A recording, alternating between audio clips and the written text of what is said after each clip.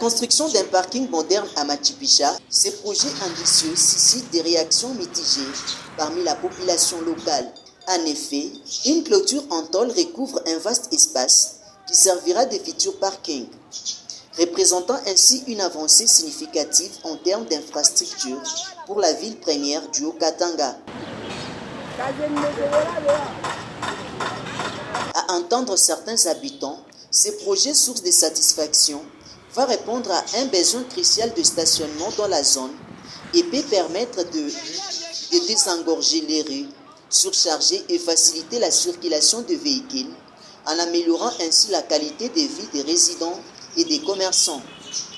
Tunazalikwa mui quartier Mujekamini, tunakoma Mujekamini. Hii inabagani maheritage ya bazazi yetu balituachia. D'emblée tunaona tu bantu banakuwa banapika mamichi, banaanza kukata na mamichi. Nasema gouvernement nasema banataka kufanya nani parking. Sasa bo en tant que gouvernement, beko na lutter contre réchauffement climatique. Comment est-ce que bataji permettre banza kukata michi? Mais kama mtu anakata muchi ya embe kwake, beko na wako kumubamba kubantu banani ba environnement. Comment est-ce que bo batakuwa na ile lassitude ya kufika tu kwanza kukata michi? Pourquoi baba arrêter?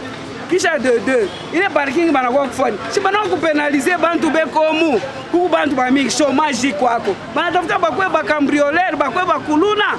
Banakuwa banabeko na soude, beko na forma garage yabo mu. Si banaripaka ku commune. Chaque bantu wa commune banapitaka shikotap. Pourquoi mna bakatele makage? Même s'il faut kuyenga parking. Balabala iko depuis na dimension yayo ya depuis. Munaikata mkachikachi. Sasa parking itanzia huku, manyumba takuye. Cependant, des pessimistes d'un œil contradictoire s'inquiètent de la dénaturation du paysage traditionnel de Machu Picchu par ces parkings et surtout des questionnements ici et là sur soit les coûts du financement, soit l'utilisation équitable du parking. Une fois terminé.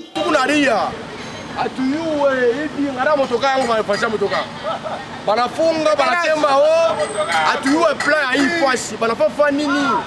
Kuna shitu yuwe ko tupivi motoka tuanze kuja $100 vibreke vyote ngara paka bantu bote beo mukirio batuambie ko banafunga hii fasi banafanya nini? Tuyue ko nashie hapa si bote vitu kwa debriation kunaisha kule ngambo garage kwako huko ngambo mafioske manini passage na bakeki kiloko hapa hata camion hata pita. Il est essentiel que les autorités locales communiquent de manière transparente avec la communauté locale et prennent en compte les préoccupations et les suggestions de chacun. Il est également important de garantir que ces projets soient réalisés de manière responsable, en respectant l'environnement et en répondant aux besoins réels de la population. Kisha mwa mnasema bariachaka hii ni limiti ya security. Hata motoka mwana deborde kule ishifike kwa nyumba ya bantu. Sasa ile limiti mnaanza kuyo. Nous sommes sur la route Kiwele à son croisement avec Araucaria dans les quartiers Kabetia j'arrive. Dans ces coins, la population décrit aux autorités de la SNEL pour la non-distribution de l'électricité. Ça fait pratiquement 3 mois que ce quartier n'est pas servi en énergie électrique. Et la population de ces coins lance des messages aux autorités de trouver des solutions palliatives suite à cette situation. Et à nos côtés, nous allons essayer de rencontrer un monsieur qui va essayer de nous parler sur la situation dans ces quartiers.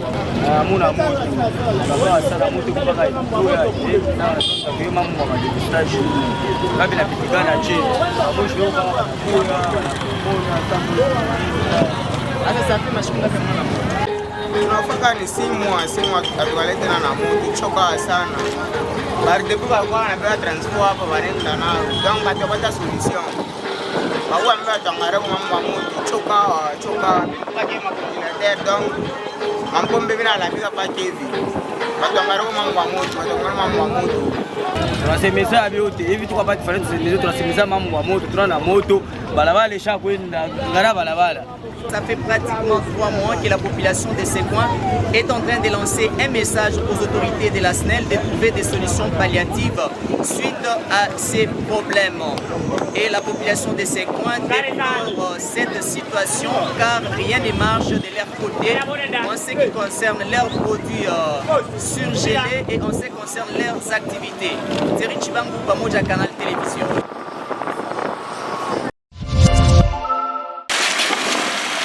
Nous sommes dans la commune Kampemba, à hauteur de la cité des jeunes. Malheureusement, la route Mounama est confrontée à un état d'impraticabilité très avancé et palpable. Cette artère, parmi les principales de la commune, est singulièrement sans voie, mais touchée par cette triste réalité alarmante.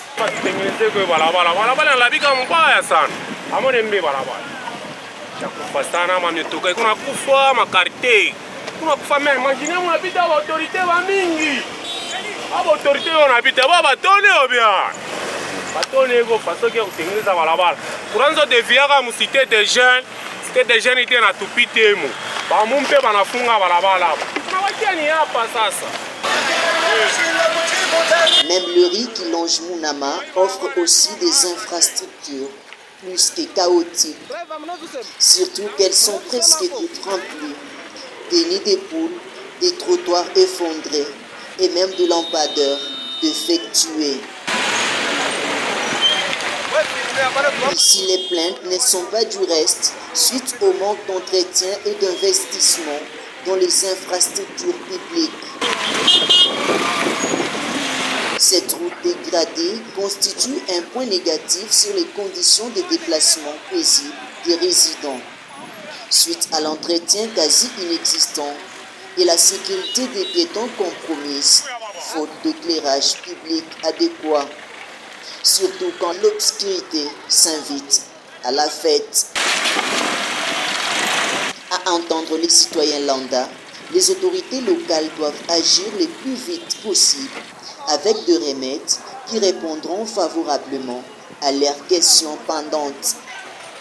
Il est impérieux d'investir dans la réhabilitation des infrastructures, mais beaucoup plus de garantir un environnement urbain sain et sûr et agréable pour tous.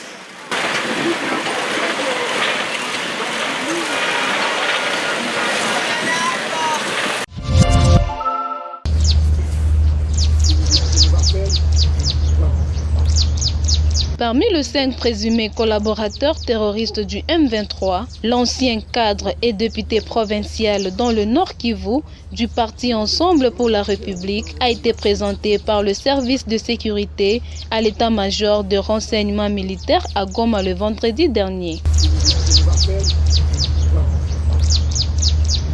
Ob Sabini reconnaît non seulement d'être agent sensibilisateur, recruteur et chargé du vetting au profit du Rwanda, mais déclare d'avoir mené plusieurs actions d'espionnage et fourni de renseignements stratégiques sécuritaires. Selon le haut cadre de l'UDPS de Tshisekedi, cela doit pousser le patriote à une bonne réflexion. Je rappelle ici que d'abord, Salomon Idikalonda a été arrêté et est arrêté et devant les tribunaux pour le même fait, c'est-à-dire la complicité avec le mouvement terroriste et l'intelligence avec le Rwanda. Nous avons vu M. Katouri, pendant la campagne électorale, parcourir le parti de la République démocratique du Congo qu'il a eu à faire pendant la campagne, sans citer nommément l'agresseur rwandais Paul Kagame, sans dénoncer cette agression de la RDC par le Rwanda. Et donc, à partir de ces moments-là, nous savons que ces partis ensemble, c'est un arrière-plan. Le mouvement terroriste qui déstabilise notre pays, et ces partis est en complicité aujourd'hui avérée par ces hauts cadres avec le mouvement terroriste M23, ce qui n'est pas une surprise. Je commence d'abord par saluer le travail effectué par les FARDC dans la patente à la République. Pour Jérémy Have, le président de l'Assemblée nationale avait dénoncé de fortes manigances et de la complicité de certains députés dans la guerre contre le M23. Rwandaise en RDC. Cependant, jusque-là, on va attendre que la justice se prononce. Ce n'est qu'une dénonciation, parce qu'on est tombé sur des preuves, mais on attendra que la justice congolaise fasse son travail pour qu'on sache comment établir factuellement les responsabilités. C'est que là, c'était une enquête menée par les FARDC, on attendra que la justice se prononce à propos. Alors, les sensibilités politiques. Vous savez, naturellement, un parti politique n'est pas au courant de tout ce que fait tout militant courant. Chacun a une vie privée, chacun a ses deals, entre guillemets, chacun mène sa vie, chacun a ses croyances, chacun a ses compétences. Cependant, il ne faut pas oublier, comme vous êtes dans un parti politique, éviter toute conduite qui peut entacher à votre parti politique. C'est là le problème. Ça signifie qu'on ne peut pas tout directement rattacher ça ensemble. Voyez-vous ce qui se passe maintenant? Même à l'église, il y a des gens qui vont se prostituer, mais ils sont intercesseurs.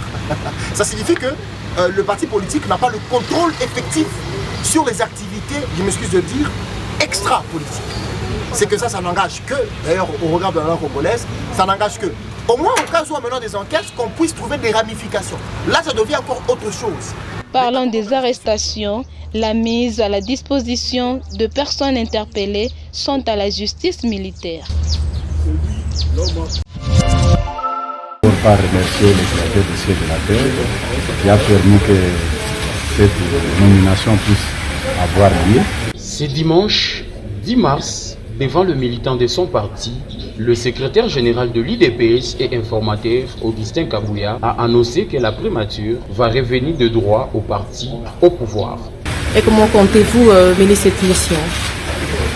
Et il dit avoir obtenu les assurances du chef de l'État. Absolument, la primature doit revenir à l'UDPS parce que l'UDPS qui a plus de sièges au niveau du Parlement.